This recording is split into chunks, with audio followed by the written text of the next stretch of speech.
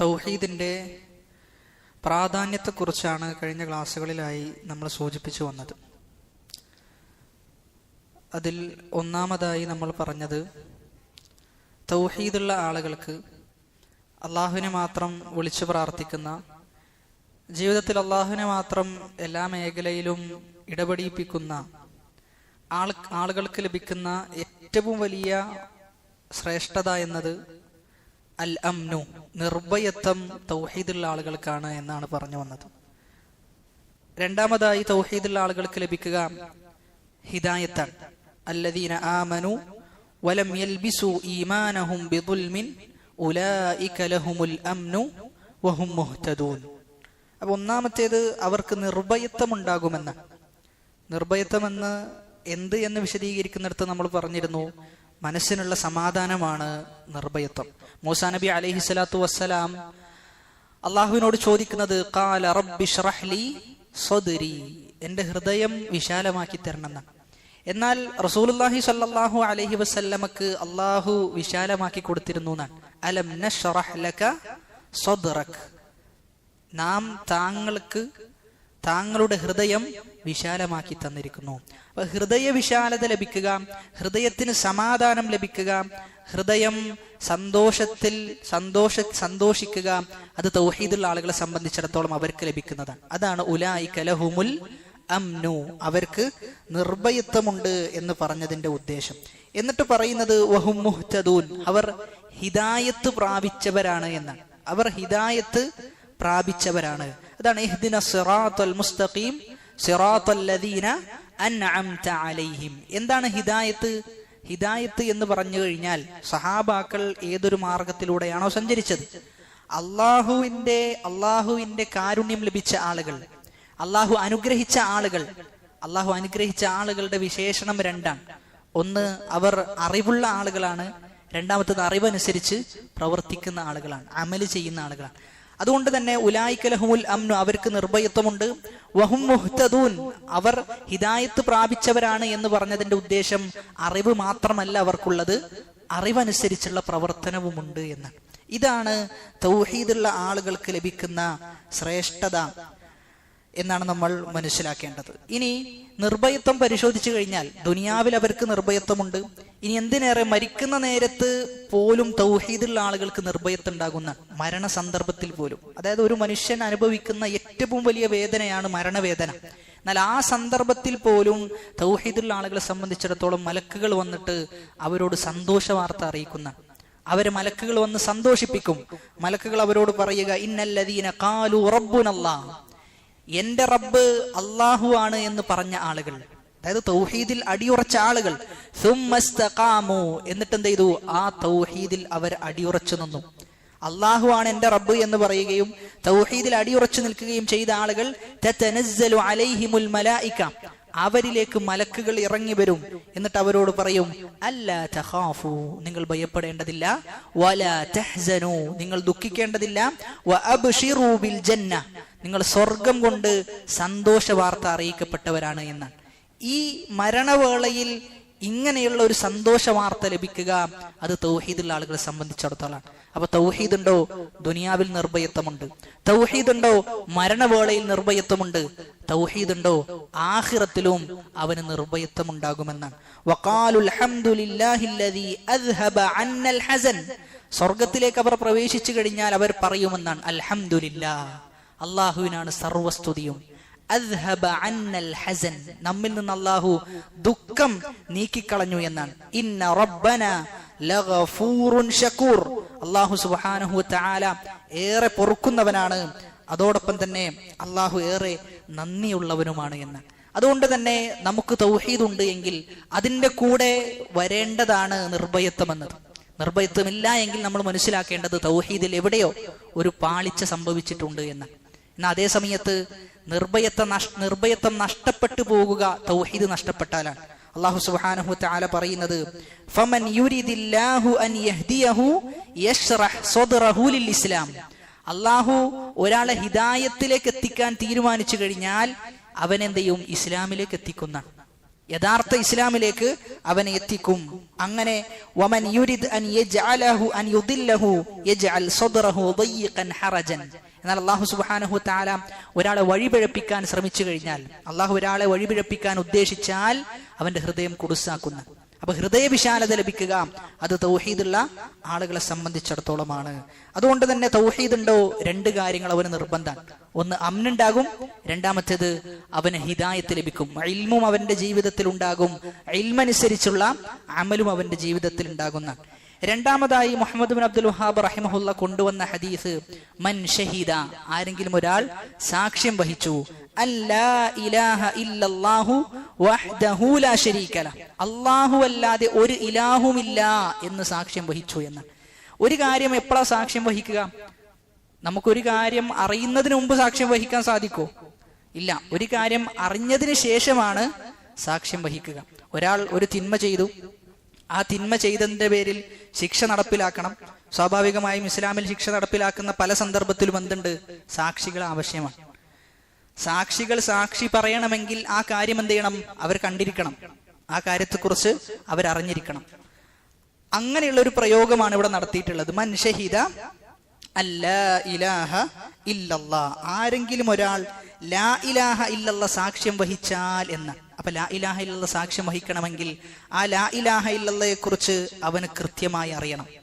അവന്റെ ഹൃദയം ആ ലാ ഇലാഹ ഇല്ലല്ലാഹയിൽ അടിയുറച്ചു നിൽക്കുന്നതായിരിക്കണം. അതിന്റെ അർത്ഥം അറിഞ്ഞുകൊണ്ടായിരിക്കണം അവൻ പറയേണ്ടത്.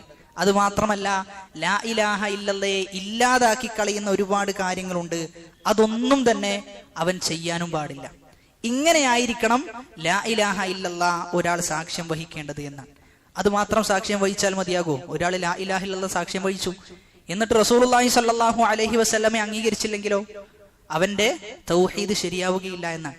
രണ്ടാമതായി അവൻ സാക്ഷ്യം വഹിക്കേണ്ടത് വ അന്ന മുഹമ്മദൻ അബ്ദുഹു വ റസൂലുഹു, റസൂലുള്ളാഹി സ്വല്ലല്ലാഹു അലൈഹി വസല്ലമ അബ്ദാണ്, അല്ലാഹുവിന്റെ അടിമയാണ്. രണ്ടാമത്തതോ അല്ലാഹുവിന്റെ റസൂലാണ്. ഈ പറയുന്നത് രണ്ടാളുകൾക്കുള്ള മറുപടിയാണ്, രണ്ട് പിഴച്ചുപോയ ആളുകൾക്കുള്ള മറുപടിയാണ് ഈ രണ്ട് പ്രയോഗങ്ങൾ. ഒന്ന് അബ്ദ് എന്ന പ്രയോഗം, രണ്ട് റസൂല് എന്നുള്ള പ്രയോഗം. അബ്ദ് എന്ന പ്രയോഗം ആർക്കാണ് മറുപടി എന്ന് ചോദിച്ചു കഴിഞ്ഞാൽ, റസൂലിന്റെ വിഷയത്തിൽ അതിര് കടന്ന ചില ആളുകളുണ്ട്. റസൂലിനെ പുകഴ്ത്തി പുകഴ്ത്തി അള്ളാഹുവിന്റെ അടുക്കിലേക്ക് എത്തിക്കുന്ന ചില മനുഷ്യന്മാരുണ്ട്, മുസ്ലിമീങ്ങളിൽപ്പെട്ട ചില ആളുകളുണ്ട്. അവർക്കുള്ള മറുപടിയാണ് റസൂൽ ആരാണ്? അബ്ദാണ്. റസൂല് അബ്ദാണ്. എന്നാൽ അതേ സമയത്ത് റസൂലുഹു, അള്ളാഹുവിന്റെ പ്രവാചകരുമാണ് എന്നത് റസൂലിനെ തരം താഴ്ത്തുന്ന ആളുകൾ, റസൂലിന്റെ റിസാലത്തിന് റസൂലാണ് എന്ന് അംഗീകരിക്കാത്ത ആളുകൾ, അവർക്കുള്ള മറുപടിയാണ് റസൂൽ ആരാണ്? അള്ളാഹുവിന്റെ പ്രവാചകനാണ് എന്നത്. അതുകൊണ്ട് അഹ്ലുസുന്ന എപ്പോഴും മധ്യമ നിലപാടാണ് സ്വീകരിക്കുക. അള്ളാഹുവിന്റെ റസൂൽ അബ്ദുമാണ്, റസൂലുമാണ്. അള്ളാഹുവിന്റെ അടുക്കലേക്ക് എന്ത് ചെയ്യൂല? റസൂലിനെ കൊണ്ടുപോയി വെക്കുകയില്ല എന്നുള്ളതാണ് നമ്മുടെ അടിസ്ഥാനം. എന്നാൽ ഇന്ന് സമൂഹത്തിൽ റസൂലിനെ എവിടേക്കാണ് എത്തിച്ചത് എന്ന് പരിശോധിച്ചു കഴിഞ്ഞാൽ, റസൂൽ ഒരിക്കലും തൃപ്തിപ്പെടാത്ത, റസൂൽ ഇഷ്ടപ്പെടാത്ത, റസൂൽ എന്താണോ വിപരീതമായി പറഞ്ഞത്, എന്റെ വിഷയത്തിൽ നിങ്ങൾ ചെയ്യാൻ പാടില്ല എന്ന് പറഞ്ഞത് എന്താണോ അതാണ് റസൂലിനെ കുറിച്ച് ഇന്ന് മുസ്ലിം നാമധാരികളായ ആളുകൾ ചെയ്തുകൊണ്ടിരിക്കുന്നത് എന്നാണ്. ബുർദയിലെ വരികൾ നമ്മൾ പരിശോധിച്ചു കഴിഞ്ഞാൽ, ബുർദയിൽ പറയുന്നത് യാ അക്രമൽ ഖൽഖി മാലി മൻ അലൂദു ബിഹി സിവാക ഇൻദ ഹുലൂലിൽ ഹാദിസിൽ അമിമി. റസൂലിനോട് ചോദിക്കാൻ, യാ അക്രമൽ ഖൽഖ്, സൃഷ്ടികളുടെ കൂട്ടത്തിൽ മാന്യനായ റസൂലെ, സൃഷ്ടിയെ, മാലി, എനിക്കെന്ത്, എനിക്കാരുമില്ല, മൻ അലൂദു ബിഹി, ഞാൻ താങ്കളിലേക്കല്ലാതെ ആർക്കാണ് ഞാൻ അഭയം തേടുന്നത്, ഇൻദ ഹുലൂലിൽ ഹാദിസിൽ അമിമി, പ്രയാസങ്ങൾ വരുമ്പോൾ, ദുഃഖങ്ങൾ വരുമ്പോൾ എനിക്ക് താങ്കളല്ലാതെ മറ്റാരാണുള്ളത് എന്ന് റസൂലിലേക്ക് കൈനീട്ടുകയാണ്. എന്നിട്ടോ ഇല്ലം തകുൻ ആഖിദൻ യൗമൽ മആദി യദി ഫദ്ലൻ വഇല്ലാ ഫഖുൽ യാ സല്ലത്തൽ ഖദമി, റസൂലേ താങ്കൾ എൻ്റെ കൈ പിടിച്ചില്ല എങ്കിൽ പിന്നെ ആരാണ് എൻ്റെ കൈ പിടിക്കാനുള്ളത്? എന്നിട്ടോ ഫഇന്ന മിൻ ജൂദിക ദുനിയ വളറതഹാ, റസൂലേ താങ്കളുടെ ഔദാര്യമാണ് ദുനിയാവും ആഖിറവും, താങ്കളുടെ ഔദാര്യത്തിൽപ്പെട്ട ചിലത് മാത്രമാണ്. അതായത് ദുനിയാവും ആഖിറവും ഒക്കെ ആരുത് എന്നാണ് പറയുന്നത്? റസൂലിൻ്റെതാണ് എന്നാണ് പറയുന്നത്. എന്നിട്ടോ വമിൻ ഉലൂമിക ഇൽമൽ ലൗഹി വൽ ഖലമി, റസൂലെ താങ്കളുടെ അറിവിൽപ്പെട്ടതാണ് ലൗഹുൽ മഹ്ഫൂദിന്റെ അറിവ് എന്ന്. താങ്കളുടെ അറിവിൽ നിന്ന് കുറച്ച് മാത്രമാണ് ലൗഹുൽ മഹ്ഫൂദിന്റെ അറിവ് എന്ന് പറയാം. അതായത് വളരെ വ്യക്തമായ ശിർക്കാണ്, വളരെ വ്യക്തമായ കുഫ്റാണ് ഈ പറയുന്ന പറഞ്ഞുകൊണ്ടിരിക്കുന്ന, നിത്യവും പാടുകയും ഇത് റസൂലിന്റെ മദ്ഹാണ്, ഇത് റസൂലിനെ പുകഴ്ത്തുകയാണ് നമ്മൾ ചെയ്യുന്നത്, റസൂലിനെ ആദരിക്കുകയാണ് നമ്മൾ ചെയ്യുന്നത് എന്ന് പറയുന്ന ആളുകൾ റസൂലിനോട് പ്രാർത്ഥിക്കുകയാണ് സത്യത്തിൽ ചെയ്തുകൊണ്ടിരിക്കുന്നത് എന്നാണ്. റസൂലിനോട് നേരിട്ട് പ്രാർത്ഥിക്കുകയാണ് ചെയ്തുകൊണ്ടിരിക്കുന്നത്. അതായത് ദുനിയാവും ആഖിറവും എല്ലാം റസൂലിന്റെ ഔദാര്യത്തിൽപ്പെട്ടതാണ് എന്ന് പറയുമ്പോൾ അള്ളാഹുവിന് ഇവരെന്താണ് ബാക്കി വെച്ചിട്ടുള്ളത്? ലൗഹുൽ മഹ്ഫൂദിലെ അറിവെല്ലാം അത് റസൂലിന്റെ അറിവിൽപ്പെട്ടതാണ് എന്ന് പറയുമ്പോൾ പിന്നെ അള്ളാഹുവിന് എന്താണ് പ്രസക്തിയുള്ളത്? അള്ളാഹുവിന് ഒരു പ്രസക്തിയും ഇവർ നൽകുന്നില്ല എന്നുള്ളതാണ്. എന്താണോ അള്ളാഹുവിന് കൊടുക്കേണ്ട സ്ഥാനം, ആ സ്ഥാനം ഇവർ കൊടുത്തിട്ടില്ല എന്നുള്ളതാണ് സത്യം. അതുകൊണ്ട് തന്നെ ഈ പറയുന്ന ആളുകൾ, നമ്മൾ റസൂലിനെ സ്നേഹിക്കുന്നു, ഞങ്ങളാണ് റസൂലിന്റെ ആളുകൾ എന്ന് പറയുന്ന ആളുകൾ, അവരുടെ ഷഹാദത്ത് പൂർണ്ണമല്ല എന്നുള്ളതാണ്. അവരുടെ ഷഹാദത്ത് അത് പൂർണ്ണമല്ല. അവരെന്ത് സാക്ഷ്യം വഹിച്ചിട്ടില്ല? റസൂൽ അള്ളാഹുവിന്റെ അടിമയാണ് എന്നത് അവർ സാക്ഷ്യം വഹിച്ചിട്ടില്ല എന്നതാണ് സത്യം. മറിച്ച് അവർ സാക്ഷ്യം വഹിച്ചത് എന്താ? റസൂൽ അള്ളാഹുവിനേക്കാളും ഉന്നതനാണ് എന്ന വിഷയമാണ് അവർ സാക്ഷ്യം വഹിച്ചത്. അതുകൊണ്ട് മനസ്സിലാക്കേണ്ടത്, നമ്മുടെ പ്രയാസങ്ങൾ, നമ്മുടെ ദുഃഖങ്ങൾ, നമ്മുടെ എല്ലാം അത് ബോധിപ്പിക്കേണ്ടത് അള്ളാഹുവിനോടാണ്. അങ്ങനെയാണ് റസൂൽ എന്ത് ചെയ്തിട്ടുള്ളത്?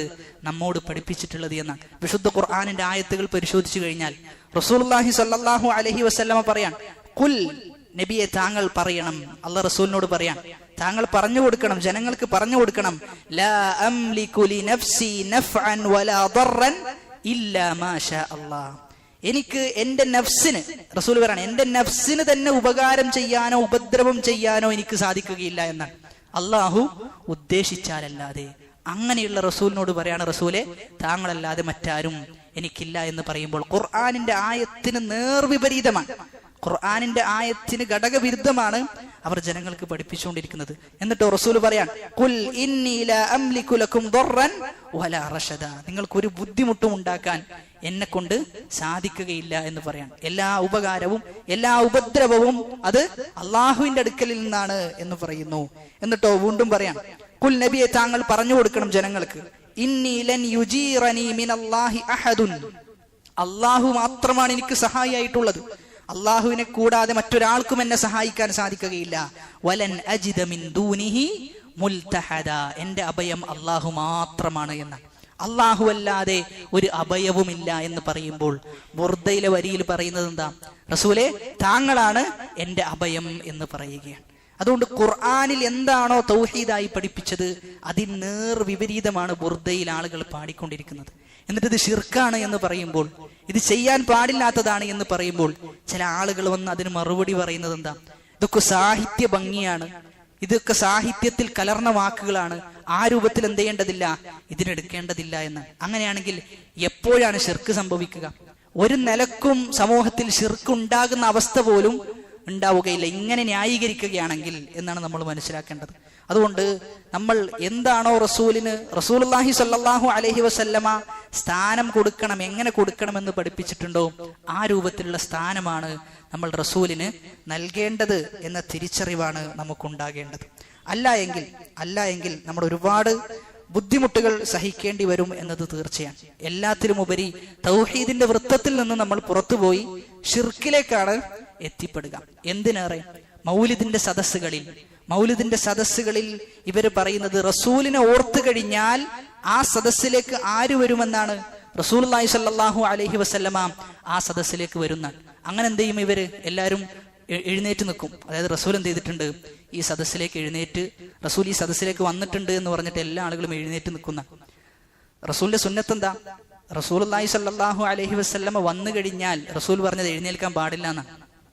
റസൂൽ സഹാബത്തിന് പഠിപ്പിച്ചു കൊടുത്തത് നിങ്ങൾ എഴുന്നേൽക്കരുത് എന്നാണ്. എന്നാൽ ഇവരെന്താ ചെയ്യുന്നത്? റസൂൽ വന്നിട്ടുണ്ട് എന്ന് പറഞ്ഞിട്ട് എഴുന്നേൽക്കുകയാണ് ചെയ്യുന്നത്. അതായത് ഒരു ബിദ്അത്ത് ചെയ്യുന്നുണ്ടോ അതിന്റെ കൂടെ എന്തുണ്ടാവും? എല്ലാ വിഡ്ഢിത്തരവും അതിന്റെ കൂടെ ഉണ്ടാകും എന്നതിന് സാക്ഷിയാണ് അവരുടെ സംസാരം. റസൂലിനെ ഇങ്ങനെ പുകഴ്ത്തി എത്രത്തോളം പറഞ്ഞു? റസൂലിന് നിഴലില്ല, റസൂലിന് എന്തില്ല? നിഴലില്ല എന്ന് അവർ പറയാറുണ്ട്. അന്ന നൂറഹു യുത്ഫിഉ ളില്ലഹു ഇദാ മശാ ഫിശ്ശംസ്. റസൂൽ ഇങ്ങനെ നടന്നു പോവുകയാണെങ്കിൽ സൂര്യപ്രകാശം തട്ടുണ്ടെങ്കിൽ എന്ത് ചെയ്യും? നിഴലൊന്നും കാണാൻ പറ്റില്ല. കാരണം റസൂലിന് എന്തുണ്ട്? അത്രയും വെളിച്ചമാണ് റസൂലിനുള്ളത് എന്നാണ്. പച്ചക്കളവാണ് റസൂലിന്റെ പേരിൽ അവർ പറഞ്ഞു വെക്കുന്നത്. ആയിഷ റളിയല്ലാഹു അൻഹ പറയാൻ, കുന്തു അമുദ്ദു റിജ്ലി ബൈന യദൈഹി വതഅതദിറു ബിഅന്നൽ ബുയൂത ലൈസ ഫീഹാ മസാബീഹ്. ആയിഷ റളിയല്ലാഹു അൻഹ പറയാണ്, വീട്ടിൽ എന്തില്ല? വിളക്കുണ്ടായിരുന്നില്ല എന്നാണ്. വീട്ടിൽ വിളക്കുണ്ടായിരുന്നില്ല. അപ്പൊ റസൂല് തന്നെ വിളക്കാണെങ്കിൽ ആയിഷ റളിയല്ലാഹു അൻഹ പറയേണ്ട ആവശ്യമുണ്ടോ? വീട്ടിൽ വിളക്കില്ല എന്ന് പറയേണ്ട ആവശ്യം ഒരു നിലക്കുമില്ല. ആയിഷ റളിയല്ലാഹു അൻഹ പറയാണ്, വീട്ടിൽ വിളക്കില്ലാത്തൊരു പ്രശ്നമുണ്ടായിരുന്നു എന്ന് ആയിഷ റളിയല്ലാഹു അൻഹ പറയുകയാണ്. അതായത് മനസ്സിലാക്കേണ്ടത്, റസൂലിന്റെ വിഷയത്തിൽ ഒരു കൂട്ടം ആളുകൾ അങ്ങേയറ്റം അതിരുകവിഞ്ഞിട്ടാണ് അവർ സഞ്ചരിച്ചു കൊണ്ടിരിക്കുന്നത്. അതുകൊണ്ടാണ് പറയുന്നത്, മൻ ഷഹിദ, ആരെങ്കിലും സാക്ഷ്യം വഹിച്ചാൽ. എന്ത് സാക്ഷ്യം വഹിച്ചാൽ? അല്ലാ ഇലാഹ ഇല്ലല്ലാഹ്, അല്ലാഹു അല്ലാതെ ഒരു ഇലാഹുമില്ല എന്ന് സാക്ഷ്യം വഹിച്ചു. രണ്ടാമത്തേത് വ അന്ന മുഹമ്മദൻ അബ്ദുഹു വറസൂലുഹു, മുഹമ്മദ് നബി സല്ലല്ലാഹു അലൈഹി വസല്ലമ അള്ളാഹുവിന്റെ അടിമയാണ്, അതോടൊപ്പം തന്നെ അള്ളാഹുവിന്റെ റസൂലാണ് എന്നും സാക്ഷ്യം വഹിച്ചു കഴിഞ്ഞാൽ, എന്നിട്ട് മൂന്നാമത്തേതായി അവൻ സാക്ഷ്യം വഹിക്കേണ്ടത് വ അന്ന ഈസാ അബ്ദുല്ലാഹി വറസൂലുഹു, ഈസാ നബി അള്ളാഹുവിന്റെ അബ്ദാണ്, അതോടൊപ്പം തന്നെ അള്ളാഹുവിന്റെ റസൂലുമാണ്. ഇവിടെ ഈസാ നബിയെ കുറിച്ച് പറയാനുള്ള കാരണം, റസൂലുള്ളാഹി സ്വല്ലല്ലാഹു അലൈഹി വസല്ലമയെ കുറിച്ച് പറഞ്ഞു, ശേഷം ഈസാ നബിയെ കുറിച്ച് പ്രതിപാദിച്ചു. കാരണം റസൂലിന് ശേഷം, അതായത് ഈസാ നബിക്ക് ശേഷം വരുന്നത് ആരാണ്? റസൂലുള്ളാഹി സ്വല്ലല്ലാഹു അലൈഹി വസല്ലമയാണ്. അതുകൊണ്ടാണ് എന്ത് പ്രതിപാദിച്ചത്? റസൂലിനെ പറഞ്ഞതിന് ശേഷം ഈസാ നബിയെ പ്രതിപാദിച്ചത്. മറ്റൊന്ന്, ഏറ്റവും കൂടുതൽ ആളുകൾ പിഴച്ചത് ആരുടെ വിഷയത്തിലാണ്? ഈസാ നബിയുടെ വിഷയത്തിലായിരുന്നു. അതുകൊണ്ടാണ് റസൂലിനെ പ്രതിപാദിച്ചതിന് ശേഷം ഈസാ നബി അലൈഹി സ്വലാത്തു വസ്സലാമയെ പ്രതിപാദിച്ചത്. ഈസാ നബിയും അതേപോലെ തന്നെ റസൂലുള്ളാഹി സ്വല്ലല്ലാഹു അലൈഹി വസല്ലമയും എല്ലാം ഉലുൽ അസ്മിൽപ്പെട്ട പ്രവാചകന്മാരാണ്. ഉലുൽ അസ്മിൽ തന്നെ പ്രധാനികളായ രണ്ട് അമ്പിയാക്കളാണ്. ഒന്ന് ഇബ്രാഹിം നബി അലൈഹി സ്വലാത്തു വസ്സലാമയും, രണ്ട് റസൂലുള്ളാഹി സ്വല്ലല്ലാഹു അലൈഹി വസല്ലമയും. അതിൽ ഏറ്റവും പ്രധാനി റസൂലുള്ളാഹി സ്വല്ലല്ലാഹു അലൈഹി വസല്ലമയാണ്. അപ്പൊ ഈസാ നബിയുടെ വിഷയത്തിലും രണ്ടാളുകൾക്ക് എന്തുണ്ട്? മറുപടിയുണ്ട്. ഒന്ന്, ഈസാ നബിയുടെ വിഷയത്തിൽ അതിര് കടന്ന ചില ആളുകളുണ്ട്. ഈസാ നബിയുടെ വിഷയത്തിൽ എന്ത് ചെയ്തു? അവർ അതിര് കടന്നു എന്നാണ്. അവരെന്തൊക്കെയാണ് ഈസാ നബിയുടെ വിഷയത്തിൽ പറഞ്ഞത്? ഈസാ നബി റബ്ബാണ്, ഈസാ നബി തന്നെയാണെന്ത്? ദൈവം എന്ന് വാദിക്കുന്ന ആളുകൾ. അതല്ലെങ്കിൽ ഈസാ നബി ദൈവപുത്രനാണ് എന്ന് വാദിക്കുന്ന ആളുകൾ. അതുമല്ല എങ്കിൽ ഈസാ നബി ത്രിയേകത്വം എന്ന് പറയുന്ന വാദം ഉന്നയിക്കുന്ന ആളുകളുണ്ട്. അപ്പൊ ഇതിനെല്ലാമുള്ള മറുപടിയാണ് എന്ത്? ഈസാ നബി അള്ളാഹുവിന്റെ അബ്ദാണ്, അള്ളാഹുവിന്റെ അടിമയാണ് ഈസാ നബി എന്നത് ഈ പറയുന്ന ആളുകൾക്കെല്ലാമുള്ള മറുപടിയാണ്. ഇനി അടുത്തത് പറയുന്നത്, ഈസാ നബിയുടെ വിഷയത്തിൽ ലാഘവം കാണിച്ച ആളുകൾ. അതായത് ഈസാ നബി റസൂലാണ്. ചില ആളുകൾ പറഞ്ഞു, എന്തല്ല, റസൂലല്ല, വ്യഭിചാരത്തിൽ നിന്നുണ്ടായ പുത്രനാണ് ഈസാ നബി എന്ന് പറഞ്ഞു. നഊദു ബില്ലാഹ്.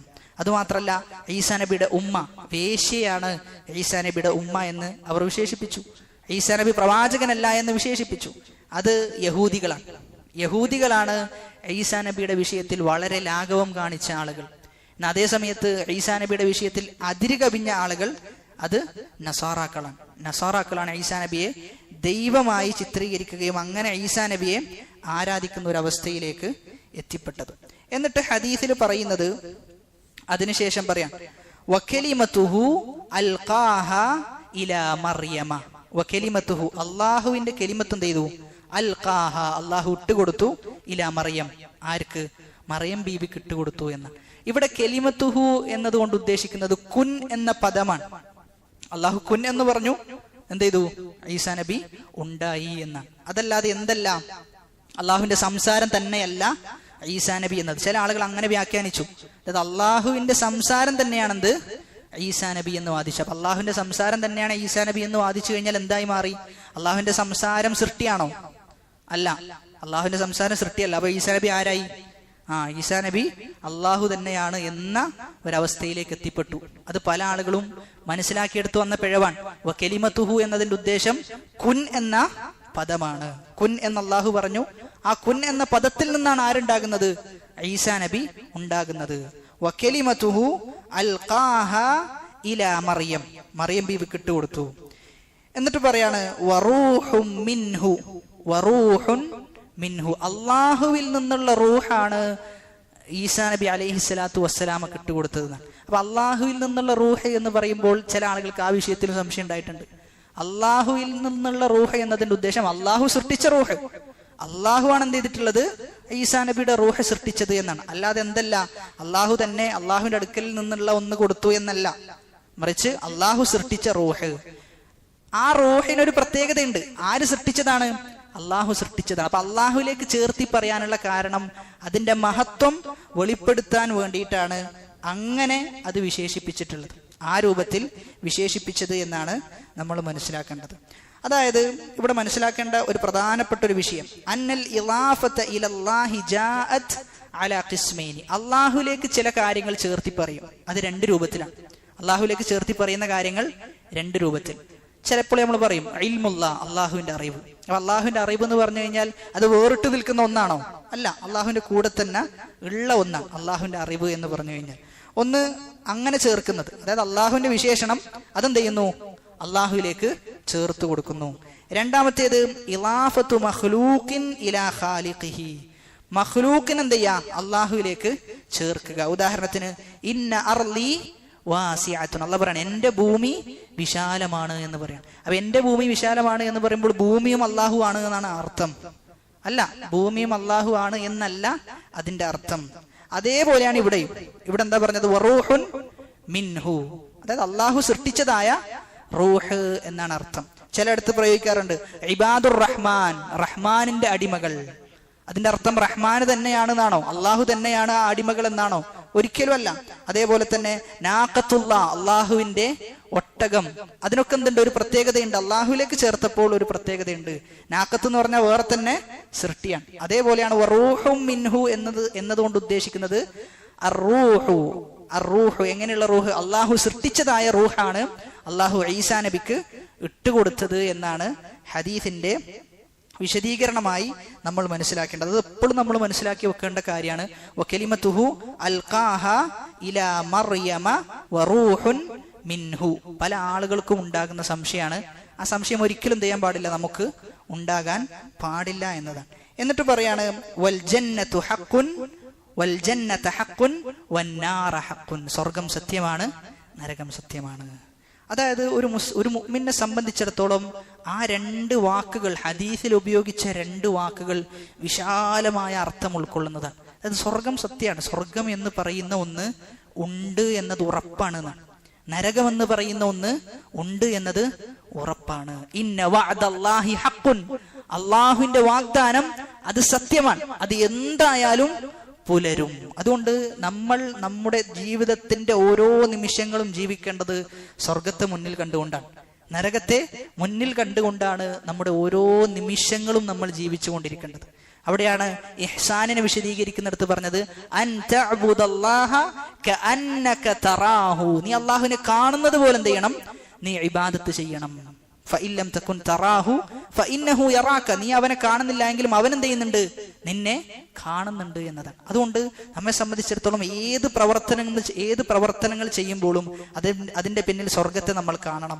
ഏത് തിന്മയിലേക്ക് നമ്മൾ ചെയ്യാൻ പോകുമ്പോഴും കാലെടുത്ത് വെക്കുമ്പോഴും വന്നാറ ഹഖ്ഖുൻ, നരകമെന്നത് സത്യമാണ്, അത് സംഭവിക്കും. എൻ്റെ ഈ തിന്മ ചിലപ്പോൾ എന്നെ നരകത്തിലേക്കാണ് എത്തിക്കുക എന്നൊരു പേടി നമുക്ക് എപ്പോഴും ഉണ്ടാകണം എന്നാണ്. ആദം നബി അലൈഹിസ്സലാത്തു വസ്സലാമയെ കുറിച്ച് ചില ഉലമാക്കൾ പറഞ്ഞു വെക്കുന്നത് ഉഖ്രിജ അബൂക ആദം, നിന്റെ പിതാവായ ആദം സ്വർഗത്തിൽ നിന്ന് പുറത്താക്കപ്പെട്ടത് ബിഖതീഅത്തിൻ വാഹിദ, ഒറ്റ ഒരു തിന്മ കാരണത്താലാണെന്നാണ്. ഒറ്റ ഒരു തിന്മയാണ് സ്വർഗത്തിൽ നിന്ന് ആദം നബി അലൈഹിസ്സലാത്തു വസ്സലാമയെ പുറത്താക്കിയതെന്നാണ്. അതുകൊണ്ട് സ്വർഗം സത്യമാണ്, നരകം സത്യമാണ് എന്നതിന്റെ വിവക്ഷ സ്വർഗം ഇപ്പോഴും എന്ത് ചെയ്തിട്ടുണ്ട്, സൃഷ്ടിക്കപ്പെട്ടിട്ടുണ്ട്.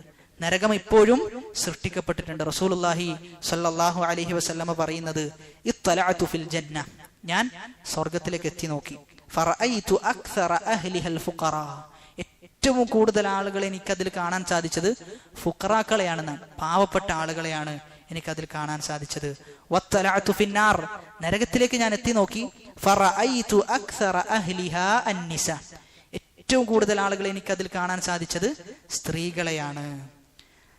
അപ്പൊ ഈ ഹദീസിൽ റസൂൽ പറയുന്നതാ, ഞാൻ സ്വർഗത്തിലേക്ക് എത്തി നോക്കി, നരകത്തിലേക്ക് എത്തി നോക്കി. അപ്പൊ അതിന്റെ ഉദ്ദേശം എന്താ? സ്വർഗവും നരകവും മുമ്പേ തന്നെ സൃഷ്ടിക്കപ്പെട്ടിട്ടുണ്ടെന്നാണ്. അപ്പൊ എന്തുകൊണ്ടാണ് സ്ത്രീകൾ അത്രയും ആളുകൾ നരകത്തിൽ കാണാൻ ഇടയായത് എന്നതിന്റെ വിശദീകരണത്തിൽ പറയുന്നത്, അതായത് സ്ത്രീകൾ എന്ത് സ്വഭാവമുള്ള ആളുകളാണ്? യക്ഫുർനൽ ആശീറ, അവർ നിഅമത്തുകൾ നിഷേധിക്കുന്ന ആളുകളാണ്.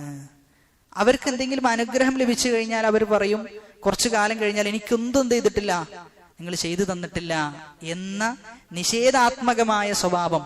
അതുകൊണ്ടാണ് കൂടുതൽ ആളുകൾ നരകത്തിലേക്ക് പ്രവേശിക്കാൻ കാരണം. ഇനി ഇത് സ്ത്രീകൾക്ക് മാത്രം ബാധകമല്ല. ചില ആളുകൾ അങ്ങനെ മനസ്സിലാക്കിയ ചില ആളുകളുണ്ട്, ഇത് സ്ത്രീകൾക്ക് മാത്രം ബാധകമാണ് എന്ന് മനസ്സിലാക്കിയ ആളുകളുണ്ട്. നേരെ മറിച്ച് ഒരു പുരുഷൻ അങ്ങനെയുള്ള സ്വഭാവം ഉണ്ടെങ്കിലോ, ഒരുപാട് അനുഗ്രഹം ലഭിക്കുന്നു, എന്നാൽ ഓനും എന്ത് ചെയ്യാണ്? ചില സന്ദർഭത്തിൽ, ദേഷ്യം വരുന്ന സന്ദർഭത്തിൽ, നിങ്ങൾ ഒന്നും തന്നെ എനിക്ക് ഇതുവരെ ഒന്നും ചെയ്തു തന്നിട്ടില്ല എന്ന് പറയുകയാണെങ്കിൽ അവനും എന്തുണ്ട്? ആ സ്വഭാവത്തോട് സാമ്യതയുണ്ട് എന്നാണ്. അതുകൊണ്ട് യക്ഫുർനൽ ആശീർ, ആ നിഅമത്ത് നിഷേധിക്കുക എന്നത് വളരെ മോശപ്പെട്ട സ്വഭാവമാണ്. കാരണം ഒരുപാട് അനുഗ്രഹങ്ങൾ നമുക്കൊരാൾ ചെയ്തു തന്ന് ആ അനുഗ്രഹം തിരിച്ചറിയാതിക്കുക എന്ന് പറയുമ്പോൾ അത് വലിയ നന്ദികേടാണ്, വലിയ നന്ദികേടായിട്ടാണ് അത് നമ്മൾ മനസ്സിലാക്കേണ്ടത്. അതാണ് അള്ളാഹു പറഞ്ഞത്, ഇന്നൽ ഇൻസാന ലിറബ്ബിഹി ലകനൂദ്, മനുഷ്യൻ നന്ദി കെട്ടവനാണെന്നാണ്. ഒരു നന്ദിയുമില്ലാത്തവനാണ് മനുഷ്യൻ എന്ന് അള്ളാഹു പ്രയോഗിക്കാനുള്ള കാരണം.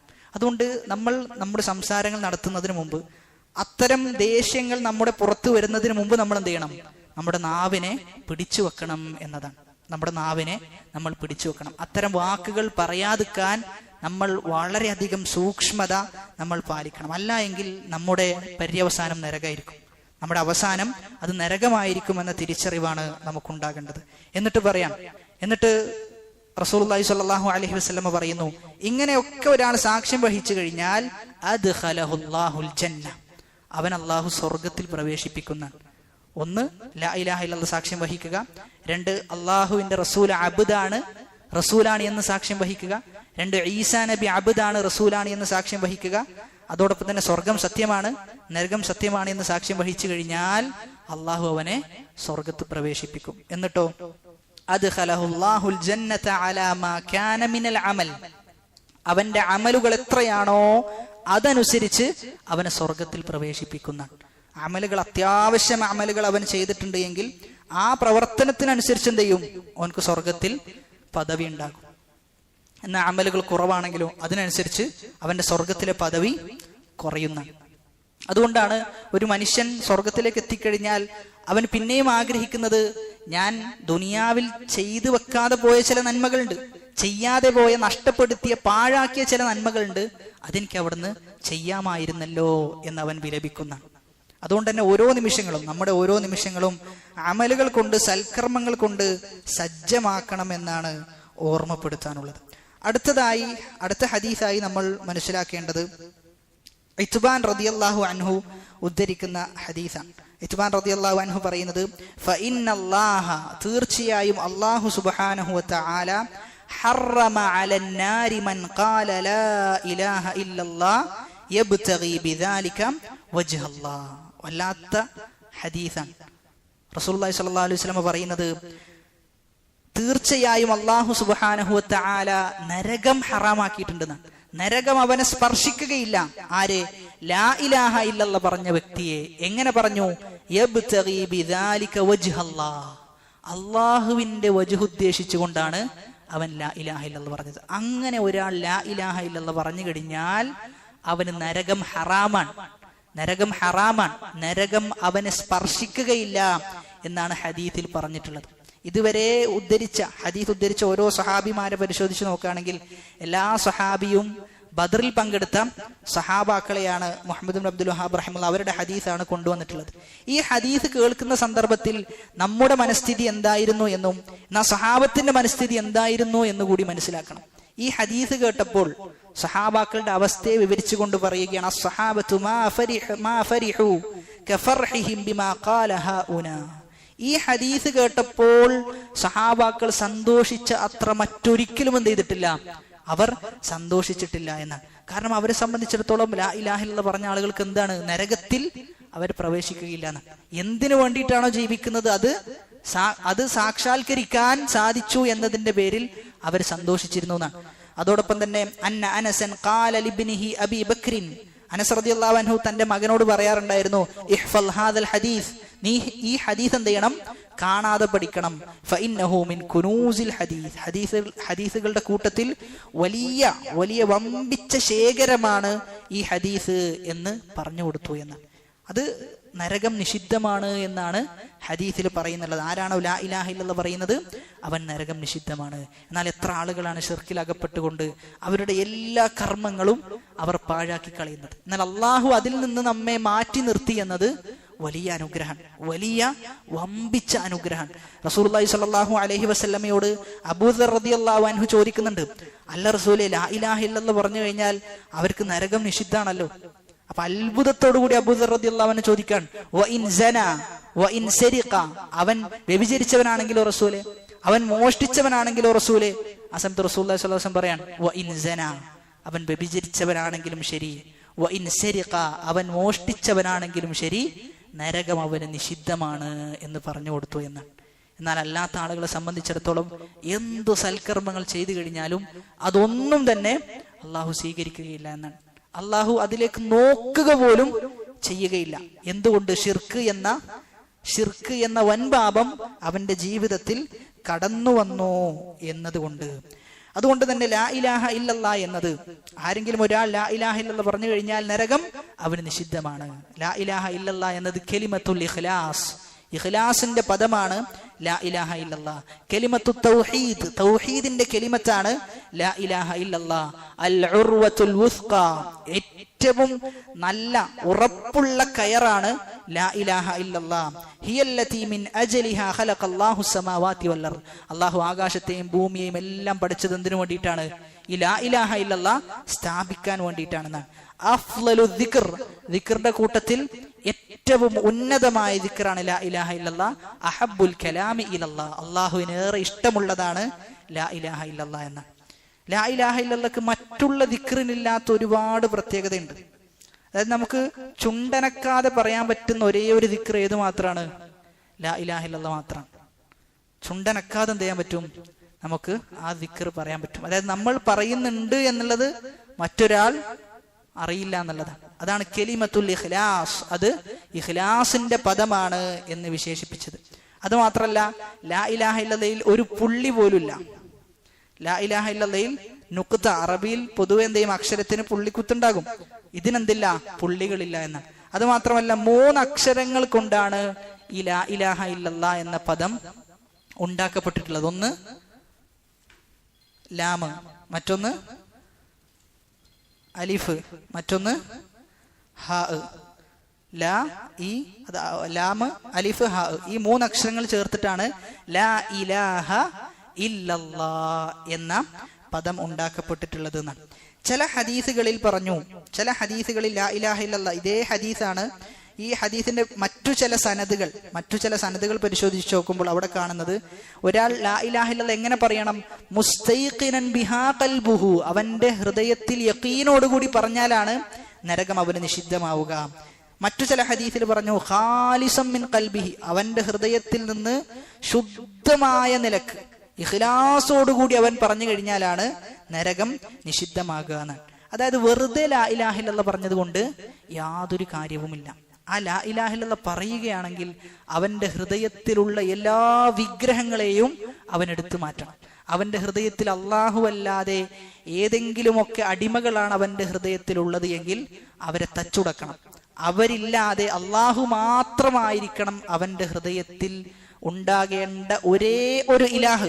ആ അള്ളാഹു മാത്രം വെച്ചുകൊണ്ട് എന്ത് ചെയ്യണം? അള്ളാഹുവിനെ വെച്ചുകൊണ്ട് ലാ ഇലാഹ ഇല്ലല്ലാഹ് പറഞ്ഞു കഴിഞ്ഞാൽ അവന് നരകം നിഷിദ്ധമാണ്.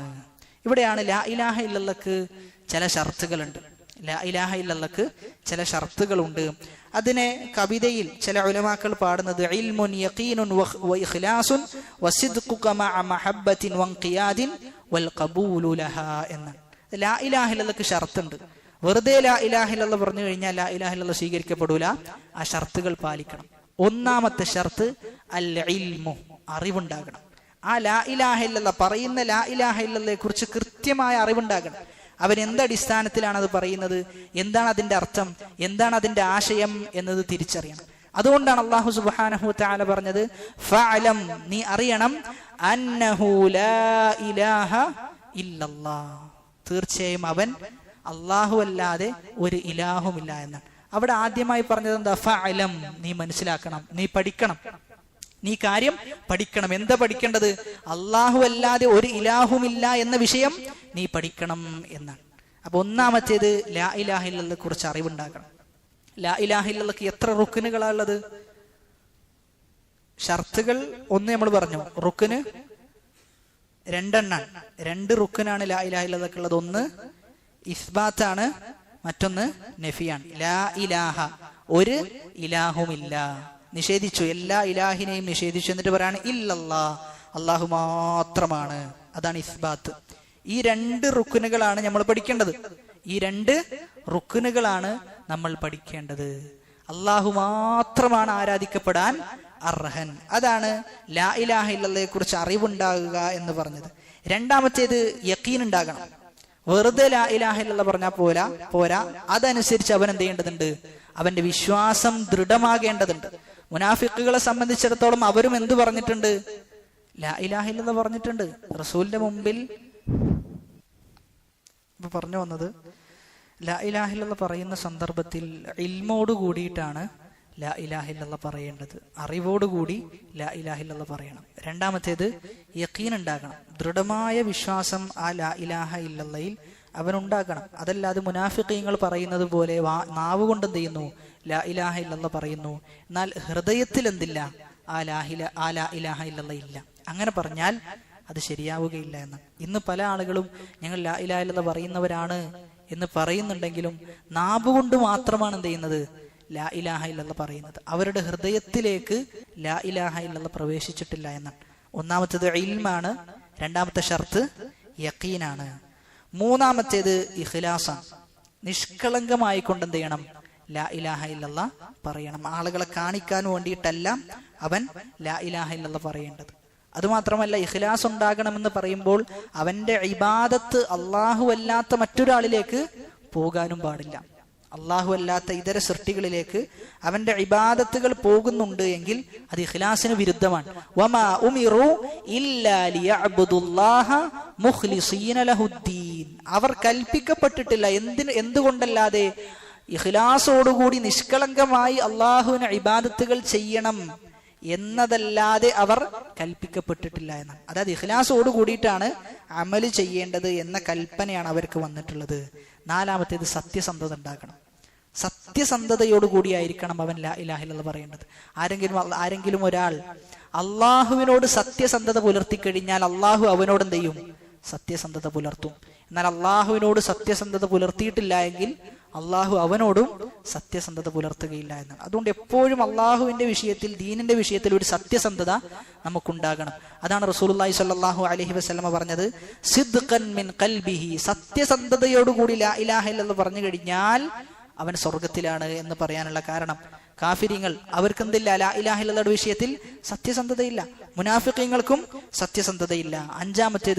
അഞ്ചാമത്തെ ഷർത്ത് മഹബ്ബത്ത്, സ്നേഹത്തോടു കൂടിയായിരിക്കണം അവൻ ലാ ഇലാഹ ഇല്ലല്ലാഹ് പറയേണ്ടത്. അവനെ സംബന്ധിച്ചിടത്തോളം അള്ളാഹുവിന്റെ കൽപ്പനകളാണ് അവനേറെ ഇഷ്ടമുള്ളത്. അള്ളാഹു നിരോധിച്ച എന്തൊക്കെ കാര്യങ്ങളുണ്ടോ അതിനോട് അവന് വെറുപ്പായിരിക്കും. കാരണം ആരാണ് നിരോധിച്ചത്? അള്ളാഹു ആണ് നിരോധിച്ചത്. അള്ളാഹു ആണ് ചെയ്യണ്ട എന്ന് പറഞ്ഞത്. അള്ളാഹു ആണ് വിലക്ക് ഏർപ്പെടുത്തിയത്. അതുകൊണ്ട് ആ വിലക്കിനെ അവൻ ബഹുമാനിക്കും, അത് ചെയ്യാതിരിക്കും. അള്ളാഹുവിന്റെ കൽപ്പനകളെ ഇഷ്ടപ്പെടുകയും അത് ചെയ്യുകയും ചെയ്യും എന്നുള്ളതാണ്. ആറാമത്തേത് ഇൻഖിയാദു ഐ അൽ ഇദ്ആനു ലഹാ, കീഴൊതുങ്ങുക എന്നതാണ്. ലാ ഇലാഹ ഇല്ലല്ലാഹ് പറഞ്ഞു, പക്ഷെ പറഞ്ഞതനുസരിച്ച് അവൻ എന്ത് ചെയ്യുന്നു? അള്ളാഹുവിന് കീഴൊതുങ്ങി ജീവിക്കുന്നു. അഹങ്കാരമില്ലാത്ത ആളുകളെ സംബന്ധിച്ചിടത്തോളം അഹങ്കാരമില്ലെങ്കിൽ മാത്രമാണ് ലാ ഇലാഹ ഇല്ലല്ലാഹയുടെ ഷർത്തുകൾ പൂർത്തീകരിക്കപ്പെടാനാണ്. ഒരാൾ ലാ ഇലാഹ ഇല്ലല്ലാഹ് പറയുന്നു, എന്നാൽ അതിനനുസരിച്ച് പ്രവർത്തിക്കുന്നില്ലെങ്കിലോ, അവൻ കിബ്ർ കാണിക്കുകയാണെങ്കിലോ അവന്റെ ലാ ഇലാഹ ഇല്ലല്ലാഹ് കൊണ്ട് യാതൊരു കാര്യവുമില്ല എന്നാണ്. ഇന്നല്ലാഹ ലാ യുഹിബ്ബുൽ മുസ്തക്ബിരീൻ, അഹങ്കാരികളെ അള്ളാഹു ഇഷ്ടപ്പെടുന്നില്ല എന്ന്. അതാണ് പറഞ്ഞത് മിസ്കാലു ദർറ, ഒരു അണുമണിത്തൂക്കം അഹങ്കാരം ഉണ്ടാകാൻ പാടില്ല എന്നാണ്. ഒരു അണുമണിത്തൂക്കം അഹങ്കാരം ഉണ്ടാകാൻ പാടില്ല. ഞാനാണ് മറ്റോനെക്കാളും നല്ലവൻ എന്ന് വിചാരിച്ചു കഴിഞ്ഞാൽ അവിടെ പ്രശ്നം എന്ത് ചെയ്യും? ആരംഭിക്കും എന്നുള്ളതാണ്. കിബറിനെ കുറിച്ച് പറയുന്നിടത്ത് റസൂലുള്ളാഹി സ്വല്ലല്ലാഹു അലൈഹി വസല്ലം പറയുന്നത്, ബത്തറുൽ ഹഖി വഗംതുൻ നാസ്. ഒന്ന് സത്യത്തെ മറച്ചു വെക്കാം. നമുക്ക് സത്യം എന്ത് ചെയ്യാൻ പറ്റണില്ല, സ്വീകരിക്കാൻ പറ്റാത്ത അവസ്ഥ. രണ്ടാമത്തേത് ജനങ്ങളെ ചെറിയ കണ്ണോടുകൂടി കാണുക. ഞാനാണ് കുറച്ചൊക്കെ ശരിയുള്ളത്, ബാക്കിയുള്ള ആളുകളൊക്കെ എൻ്റെ താഴെയാണ് എന്ന ചിന്ത അഹങ്കാരത്തിന്റെ ചിന്തയാണ്. അത് അഹങ്കാരത്തിന്റെ ചിന്തയാണ്. സംസാരിക്കുന്ന സമയത്ത്, ഇടപഴകുന്ന സമയത്ത്, പ്രത്യേകിച്ചും വീട്ടിലൊക്കെ നമ്മൾ സംസാരിക്കുന്ന സമയത്ത് എന്നെക്കാളും താഴെയാണ് എന്നിങ്ങനെയുള്ള ഒരു തോന്നൽ നമുക്ക് വരുന്നുണ്ട് എങ്കിൽ അഹങ്കാരത്തിന്റെ വേരുകളാണ് നമ്മുടെ ഹൃദയത്തിൽ നിന്ന് പൊട്ടി വരുന്നത് എന്നാണ് മനസ്സിലാക്കേണ്ടത്. അവസാനത്തെ ഷർത്ത്, ഏഴാമത്തെ ഷർത്ത്, അൽ ഖബൂലു ലഹാ, പൂർണ്ണ മനസ്സോടുകൂടി അത് സ്വീകരിക്കുക എന്നുള്ളതാണ്.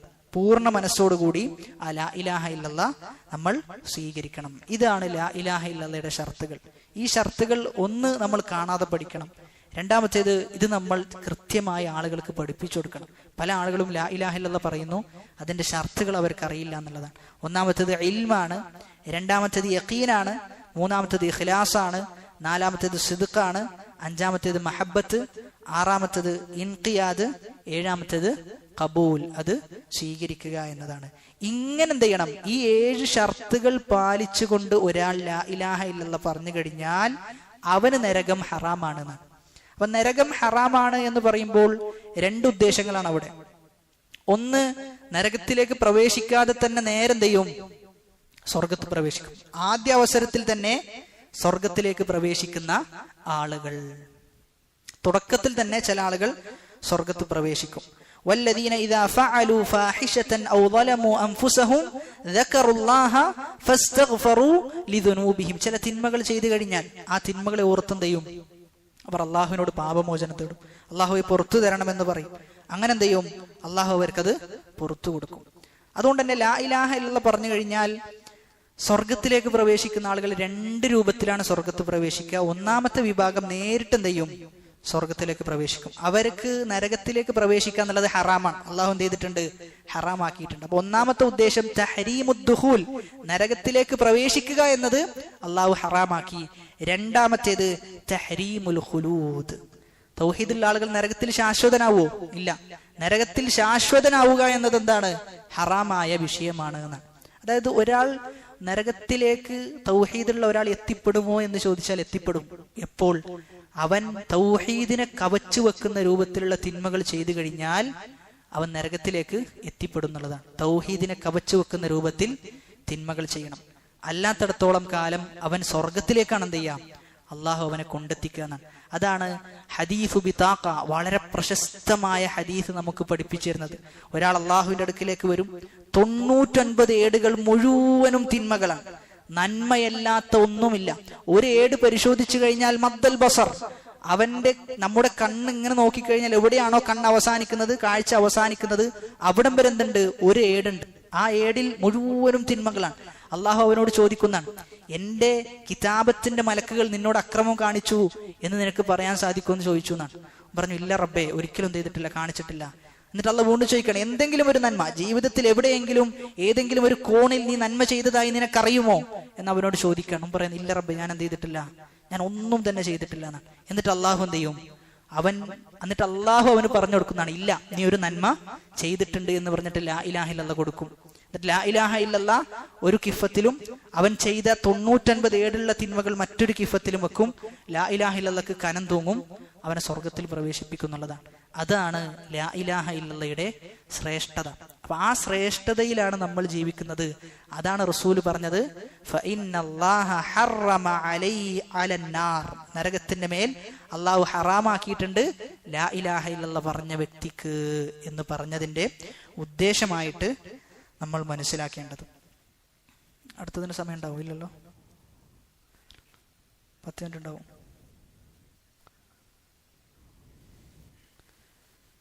അടുത്തതും കൂടി നമുക്ക് പറഞ്ഞിട്ട് അവസാനിപ്പിക്കാന്നാണ് കരുതുന്നത് ഇൻഷാ അല്ലാഹ്. അപ്പൊ അടുത്തൊരു ഹദീസ് എന്നുള്ളത്,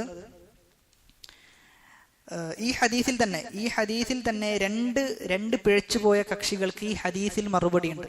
ചില ആളുകൾ പറഞ്ഞു, അതായത് ലാ ഇലാഹ ഇല്ലല്ലാഹ് എന്ന് പറഞ്ഞാൽ മാത്രം മതി, എന്തിന്റെ ആവശ്യമില്ല, അള്ളാഹുവിനെ ഉദ്ദേശിക്കേണ്ട ആവശ്യമൊന്നുമില്ല, അമലുകളുടെ ആവശ്യമൊന്നുമില്ല, വെറും ലാ ഇലാഹ ഇല്ലല്ലാഹ് പറഞ്ഞാൽ തന്നെ എന്ത് ചെയ്യും? അവര് സ്വർഗത്തേക്ക് പോകും എന്ന് പറഞ്ഞ ചില ആളുകളുണ്ട്. അവർക്കുള്ള മറുപടിയാണ് എന്ത്? യബ്തഗി ബിദാലിക വജ്ഹല്ലാഹ്, അള്ളാന്റെ ഉദ്ദേശം എന്ത് ചെയ്യണം? ഉദ്ദേശിക്കണം. ലാ ഇലാഹ ഇല്ലല്ലാഹ് പറയേണ്ടതുപോലെ പറയണം, എങ്കിലേ എന്തുള്ളൂ? നരകം നിഷിദ്ധമാകുള്ളൂ. അല്ലാതെ വെറുതെ നാവ് കൊണ്ട് പറഞ്ഞാൽ മാത്രം പോരാ, അതിന്റെ ഷർത്തുകൾ എന്ത് ചെയ്യണം? പാലിക്കണം. മുർജിആക്കൾ എന്ന് പറയുന്ന വിഭാഗം അവർ പറയുന്നത് എന്തുണ്ടായാൽ മതി? കൗല് മാത്രം ഉണ്ടായാൽ മതി, അമല് ഉണ്ടാകണ്ട എന്നാണ്. അങ്ങനെ പറയുന്ന ഒരുപാട് ആളുകൾ നമുക്കിടയിലുണ്ട്. അവർ എന്തല്ല പറയുന്നത്? അവർ നേരിട്ട് ഞങ്ങൾ ഈ പിഴച്ചു പോയ ആളുകളുടെ വാദമാണ് പറയുന്നത് എന്ന് പറയാതെ എന്ത് ചെയ്യാണ്? അവർ ജനങ്ങൾക്കിടയിൽ ലാ ഇലാഹ ഇല്ലല്ലാഹ് പറഞ്ഞാൽ മാത്രം മതി, എന്തിന്റെ ആവശ്യമില്ല, അമലിന്റെ ആവശ്യമൊന്നുമില്ല എന്ന് പറയുന്ന ആളുകൾ. അതോടൊപ്പം തന്നെ ഖവാരിജുകൾക്കും മുഅ്തസിലാക്കൾക്കുമുള്ള മറുപടി ഈ ഹദീസിലുണ്ട്. ഖവാരിജുകളും മുഅ്തസിലാക്കളും പറഞ്ഞു, വൻപാപം ചെയ്ത ആളുകൾ, വലിയ തിന്മ ചെയ്ത ആളുകൾ നരകത്തിൽ ശാശ്വതനാണെന്നാണ്. എന്നാ തൗഹീദ് ഉണ്ടെങ്കിൽ നരകത്തിൽ ശാശ്വതനാകുമോ? ഇല്ല, ഒരിക്കലും ആവുകയില്ല എന്നാണ്. എന്നാൽ ചില പിഴച്ചുപോയ കക്ഷികൾ പറഞ്ഞത് അവരെ സംബന്ധിച്ചിടത്തോളം വൻപാപമാണ് ചെയ്തതെങ്കിൽ നരകത്തിൽ ശാശ്വതനാണെന്നാണ്. അവർക്കൊക്കെയുള്ള മറുപടിയാണ് ഈ ഹദീസിൽ പറഞ്ഞിട്ടുള്ളത്. അടുത്ത ഹദീസ്, ഇതൊക്കെ നമ്മൾ പറയുന്നത് ലാ ഇലാഹ ഇല്ലല്ലാഹുടെ ഫضലുകളാട്ടോ. ലാ ഇലാഹ ഇല്ലല്ലാഹുടെ ഫضലാണ് പറയുന്നത്. ഒന്നാമത്തെ ഫضലായിട്ട് നമ്മൾ പറഞ്ഞത് എന്താ? നിർഭയത്വം ഉണ്ടാകും, ഹിദായത്ത് ലഭിക്കുന്നുള്ളതാണ്. രണ്ടാമത്തേത് സ്വർഗത്തിൽ പ്രവേശിപ്പിക്കപ്പെടും എന്നാണ്. അവന് സ്വർഗമാണ് അല്ലാഹു സുബ്ഹാനഹു വ തആല വാഗ്ദത്തം ചെയ്തിട്ടുള്ളത്. മൂന്നാമത്തേതായി ഹദീസിൽ പ്രതിപാദിക്കുന്ന വിഷയം, അതായത് നരകം എന്ത് ചെയ്യും? അവന് ഹറാമാക്കും, നരകം അവന് നിഷിദ്ധമാക്കപ്പെടുന്ന.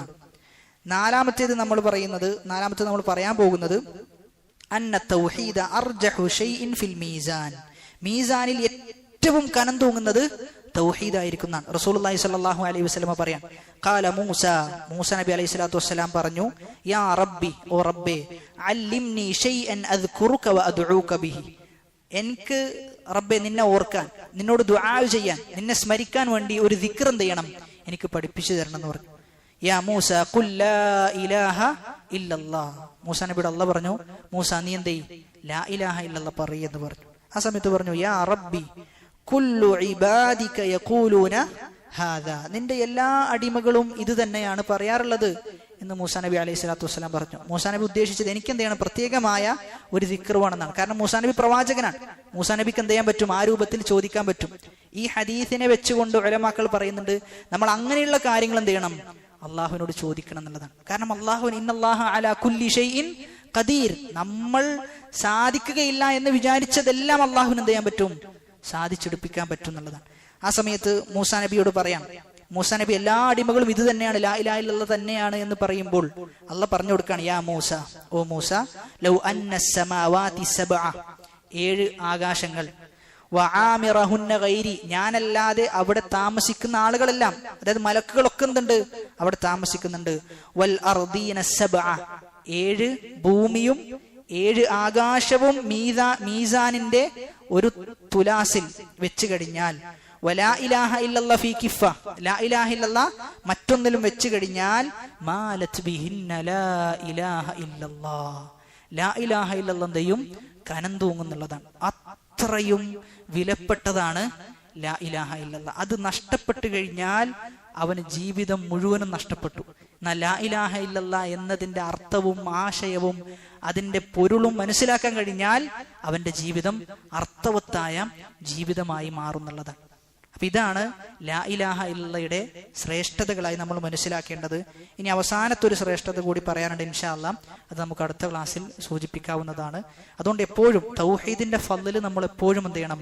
മനസ്സിനെ ഓർമ്മപ്പെടുത്തിക്കൊണ്ടേയിരിക്കേണ്ട ഒന്നാണ് തൗഹീദ് എന്നതിന്റെ ഫضല്. അതുകൊണ്ട് തന്നെ അങ്ങനെ ഓർമ്മപ്പെടുത്തുകയാണെങ്കിൽ, ഒന്ന്, നമ്മളുള്ള അനുഗ്രഹത്തെക്കുറിച്ച് നമുക്ക് മനസ്സിലാക്കാൻ പറ്റും, നമ്മളുള്ളത് വലിയ അനുഗ്രഹത്തിലാണ് എന്നുള്ളത് തിരിച്ചറിയാൻ പറ്റും. രണ്ടാമത്തത്, ഈ അനുഗ്രഹം ലഭിക്കാതെ പോകുന്ന ഒരുപാട് ആളുകളുണ്ട്.